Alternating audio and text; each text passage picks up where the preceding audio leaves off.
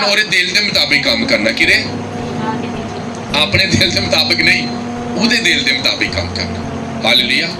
मैं किसी टाइम जो दुआ च बहना मेरा दिल नहीं करता दुआ नूं बहन, लेकिन फिर जाके बह जाइदा, खामोशी दे नाल बैठ जाइदा और रूह कुदस नूं कहीदा कि रूह मैनूं ताकत दे ताकि असीं प्रेयर कर सकीए, ताकि असीं दुआ, क्योंकि दिल हीलेबाज है।